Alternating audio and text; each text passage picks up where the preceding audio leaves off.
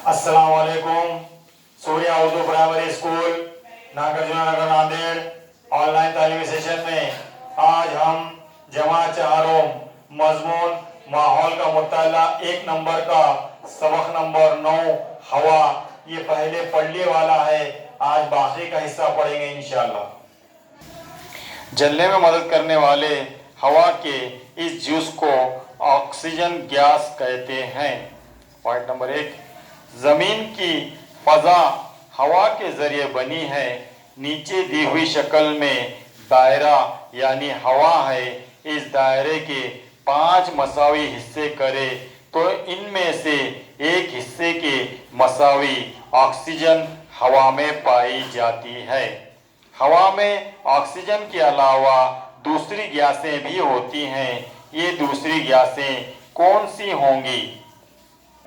चलो सो बच्चे, ये शक्ल को देखो। ये हवा के दायरा बनाकर उसने क्या किया, 5 हिस्से किया और एक हिस्से में क्या है, ऑक्सीजन, और इसके अंदर सबसे ज़्यादा नाइट्रोजन है। वो इंशाल्लाह नीचे की शक्ल में आ रहा। अब सर सबक पढ़ रहे, आप ध्यान से देखिए। तनफ़्फ़ुज़ और एहतिराक़ के लिए हवा में मौजूद ऑक्सीजन इस्तेमाल होती है। तनफ़्फ़ुज़ और एहतिराक़ के अलावा आपको हवा के और कौन से इस्तेमाल मालूम हैं? आप जानते हैं कि सोडा वाटर में से निकलने वाली गैस कार्बन डाइऑक्साइड होती है। यही गैस कम तनासुब में हवा में भी होती है। आपने ये सीखा है कि नबातात सूरज की रोशनी, हवा और पानी से अपनी ग़िज़ा तैयार करती हैं। ग़िज़ा की तैयारी में नबातात हवा की कार्बन डाइऑक्साइड का इस्तेमाल करती हैं। गिलास में बर्फ़ डालने पर गिलास ठंडा होकर गिलास की बैरून सतह पर पानी के क़तरे जमा हो जाते हैं। यानी हवा में पानी भी गैस की शक्ल में होता है।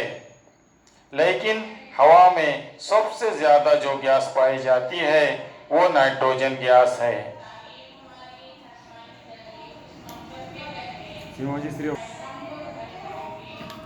चलो सो बच्चे, ये जो शक्ल दी वाली है ये हवा का खिलाफ है। अल्लाह ताला ने रूए ज़मीन के ऊपर जो हवा है वो कितनी मिकदार में कौन सी हवा है, तो यहाँ पे जो नीले कलर का जो दिख रहा चक्कर, ये सबसे ज़्यादा जो गैस है वो नाइट्रोजन गैस है। उसके बाद 2 नंबर पे जो गैस आती वो लाल कलर की जो गैस है वो ऑक्सीजन है, जो अपन लेते और छोड़ते। और नीचे जो पीले कलर की बारी लकीर दिख रही ये दीगर गैसें हैं। तो हवा के अंदर सबसे ज़्यादा नाइट्रोजन गैस है, उसके बाद ऑक्सीजन और दीगर गैसें जैसे कार्बन डाइऑक्साइड, मोनोक्लोराइड वगैरह वगैरह। लेकिन हवा में सबसे ज़्यादा जो गैस पाई जाती है वो नाइट्रोजन गैस है। ऐसी कई गैसें हवा में पाई जाती हैं, यानी हवा कई गैसों का आमेज़ा है। अब अगर एक दायरे की मदद से हवा को दिखाया जाए तो इसमें गैसों का तनासुब शक्ल में बताए हुए तनासुब में होगा। क्या आप जानते हैं कारखाने, सवारियों, अंगीठियों और दूसरी वजूहात की बिना पर ईंधन के जलने से धुआं निकलता है। ये धुआं भी हवा में शामिल हो जाता है। हमने क्या सीखा, ये पूरे सबक का निचोड़ रहता। पूरे सबक के जो मेन पॉइंट रहते वो हमने क्या सीखा उसमें दिए वाले रहते। सो बच्चे ध्यान से ये पॉइंट देखिए।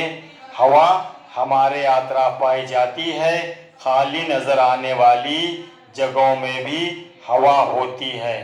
नंबर 2, ज़मीन के अतराफ हवा का गिलाफ है, इसे फ़ज़ा कहते हैं। नंबर 3, ज़मीन के करीब हवा की तह मोटी होती है जबकि ऊपर की तह पतली होती है। पतली और मोटी का मुराद ज़मीन के करीब जो है वो हवा ज़्यादा रहती, और जैसे जैसे आप आसमान की तरफ जाएंगे, ऊपर जाएंगे, तो यही हवा आपको कम होती होती जाती। पॉइंट नंबर 4, हवा कई गैसों का हमेशा है। ऑक्सीजन, नाइट्रोजन, कार्बन डाइऑक्साइड और आबी बुखारात हवा के बुनियादी अज्जा हैं। इसे हमेशा जहन में रखिए।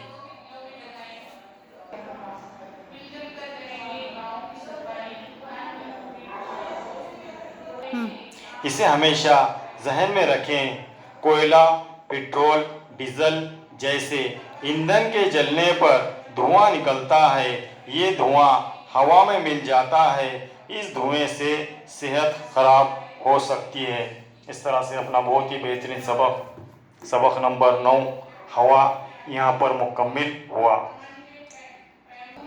इंशाल्लाह ये सबक नंबर 9 हवा के सवाल जवाब जो है पाइंदा पीरियड में देखेंगे।